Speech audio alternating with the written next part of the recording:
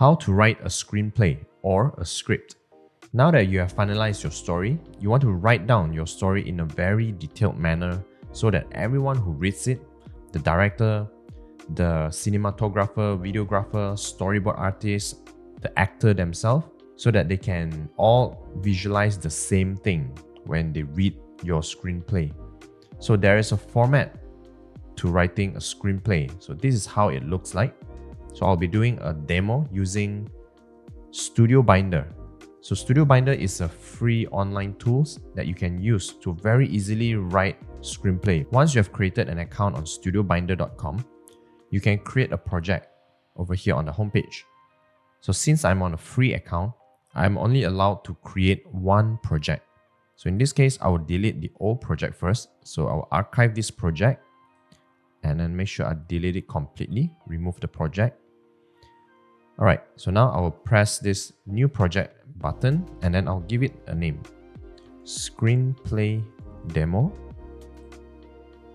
And then over here, just untick everything and leave the write option open because I'm just going to write a screenplay.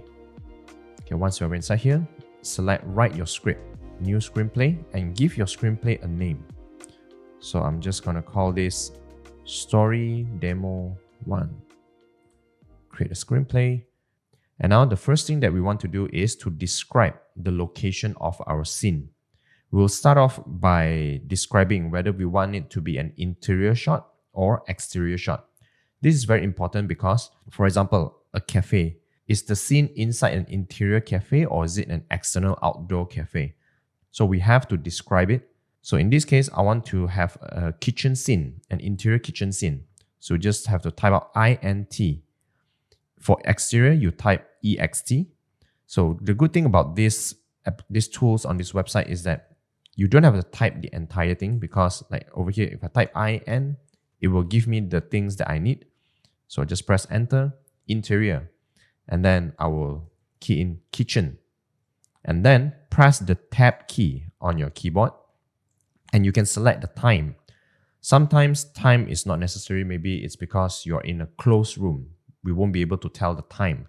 But in this case, I want to show that it's in the morning, someone making a breakfast for himself. So I'll just press tab and I can select all the time that I want. Okay, let's select morning. And the next line, this is where we will describe the actions of our character, the story, the scene. And remember, while you're writing out this scene in a screenplay, only use present tense. Do not use past tense or future past tense. So let's start with a simple description of our character.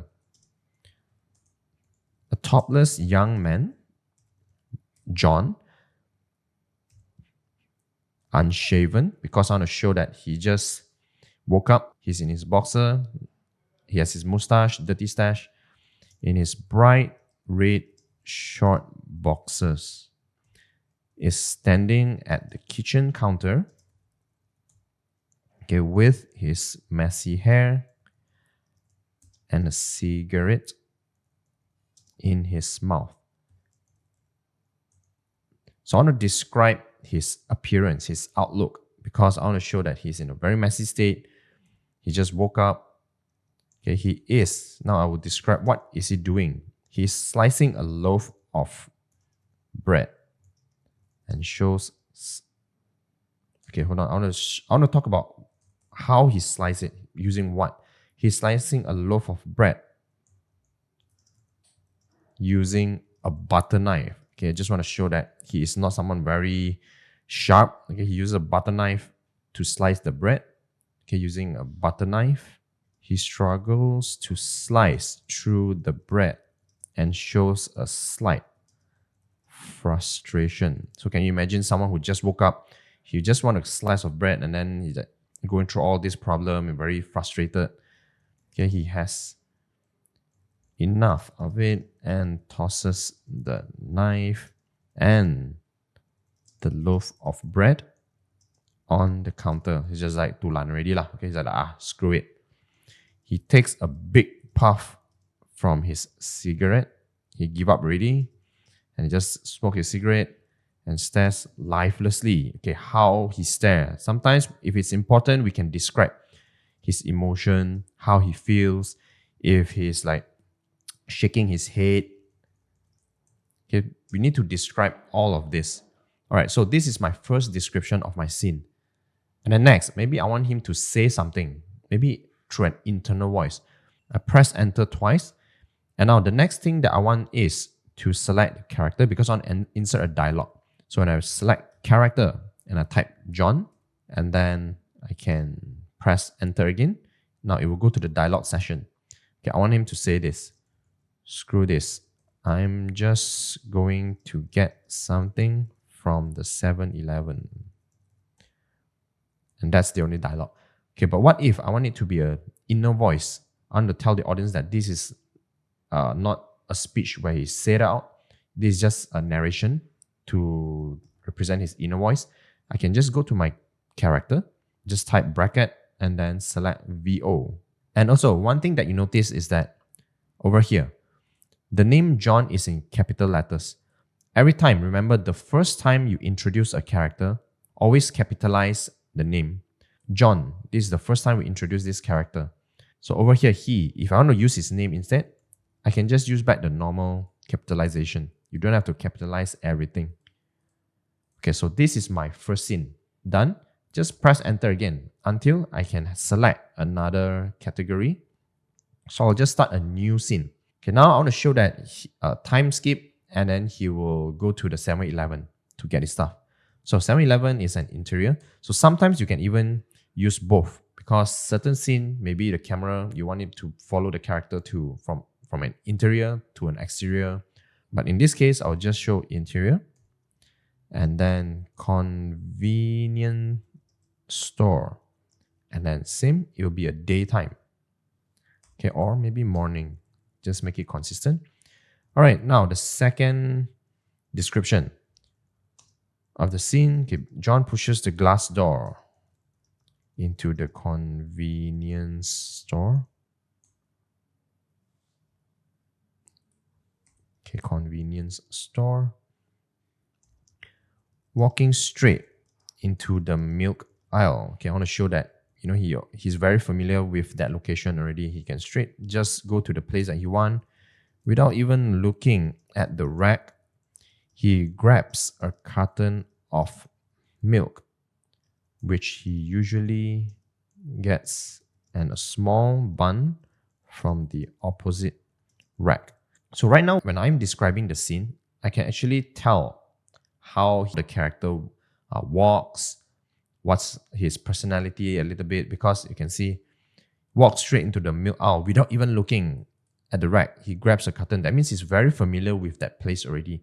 So when you show the script, you let the actor, your cast, to read the script, they will be able to imagine how they should act out this scene. They go, oh, this person is like very familiar already. So that when they walk, they'll just they just walk inside. You don't have to look at the things. They don't have to find where is it. They just grab because they are very familiar with it already. So our actor, they will know how to act out this scene and also how to be that character. Okay, now next one is usually he gets a small bun and from the opposite rack. Okay, then I'll let him go to the cashier. Okay, John heads to the counter to make his payment. As the cashier is telling him the amount, okay, the cashier is telling him how much, and he lightly taps his pocket, looking for his wallet. Only to find out he left his wallet at home. Okay, so this is the entire scene that we want to visualize. We want the actor to act out. Okay, and then we have some dialogue also in this scene. So let's press enter 2 times. Okay, character. Okay, this one, the cashier. Okay, I want to type the cashier. I want to let the cashier to say something. Just small dialogue. Okay, 12 ringgit and 50 cents. Okay, just want the cashier to say something, say the price, and then press enter twice again. I'll start character, John. And can you see, once we establish the character one time, every time when we want to type in a new character, we can actually select from the bank, okay, from the character bank that we have wrote just now earlier. So John. Okay, now I want John to very specifically say out his dialogue. If he just talks normally, then okay, you can straight away talk, where the heck is my wallet? Okay, while he's looking at his pocket or tapping his pocket. So what we can do is we can press enter one more time. We can use parenthetical to describe very detailed actions. For example, while tapping on his pocket, he will say this line. Or maybe you want him to speak in a certain way.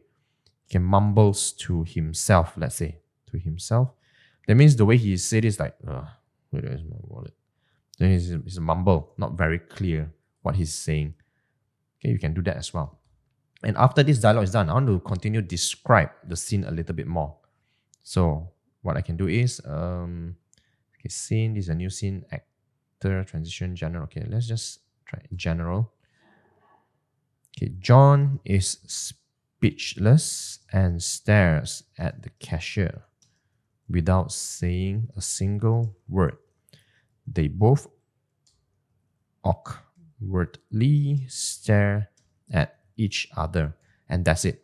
That's how I want to end my scene.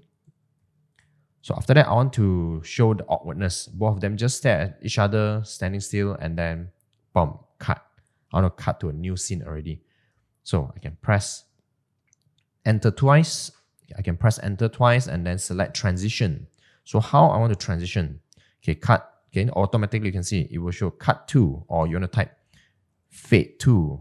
There are a lot of different presets already. So I'm going to cut to black. Okay, straight away cut into a black scene. So this is how you write a screenplay, a very detailed screenplay. Once you have completed your screenplay, the next step will be drawing your storyboard. So the storyboard artists, they will rely on this screenplay to draw every single frame of the storyboard. And with this, with a very detailed description, the storyboard artists, they will know exactly what to draw, how many frames or shots they need to show all the things that you have mentioned here. For example, over here, let's say, without even looking at the rack, he grabs a carton of milk, which he usually gets, okay, and a small bun. So that means when the storyboard artist, let's say I'm the storyboard artist, I want to draw this. So I know that when I draw the character walking through the aisle, I will not draw the character look to the side. Okay, I will just draw the character looking directly straight. And the actions that our character will do, we can draw out in the insert shot, how many shots to show him slicing the bread. You want an insert shot to show that what knife he's using, because he's using a butter knife. I mentioned here specifically, he used a butter knife. So the storyboard artist needs to make sure that the shot that he chose, or maybe he needs to add another insert shot just to show that the character is using a butter knife. All right. So screenplay, make sure that it's as detailed as possible, but just make sure that you don't have to mention anything about the camera here. Don't have to describe, oh, the camera will zoom in, the camera will pan in. Because why? This screenplay is not going to read by the cinematographer or the cameraman only. Even like set designer, prop designer, or actor themselves. The actor themselves, they don't have to know too much about what happened to the camera here and there. So make it as general as possible, this screenplay. This is for everyone. For the camera shot and everything, what angle, pan, camera movement, that one, okay, we will describe it in the storyboard. And this is how you write a screenplay.